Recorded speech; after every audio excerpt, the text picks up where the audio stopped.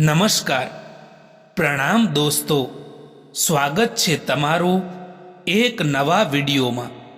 દોસ્તો, આજનો વિડીયો આજકાલ સંબંધો તૂટવાનું કારણ શું હોય છે, સંબંધો કેમ તૂટી જતા હોય છે એના વિશે છે।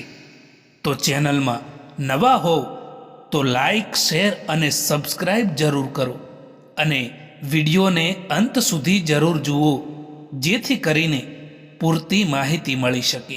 તો ચાલો શરૂ કરીએ।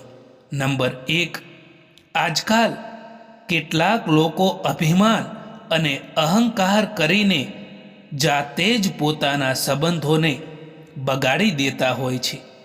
એટલે સંબંધોમાં ક્યારેય અભિમાન કે અહંકાર ના કરવું જોઈએ। નંબર 2, ક્યારેક તમારે તમારા સંબંધોને સાચવવા માટે તમારા મનની વાત મનમાં જ રાખવી જોઈએ, જેથી સંબંધ તૂટી ના જાય। નંબર 3, ક્યારેક સંબંધ તૂટી જવાનું કારણ એ પણ હોય છે મિત્રો કે તમે તમારા સંબંધની ઉપર વિશ્વાસ નથી રાખતા।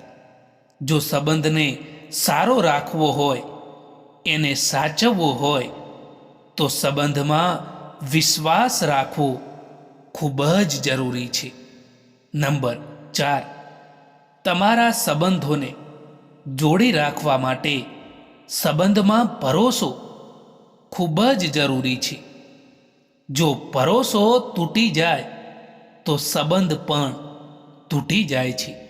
નંબર 5, જો બે માણસમાંથી કોઈ એક માણસ સમજદાર હોય અને બીજું માણસ તેની વાત ના સમજી શકે તો પણ સંબંધ તૂટી જતા હોય છે।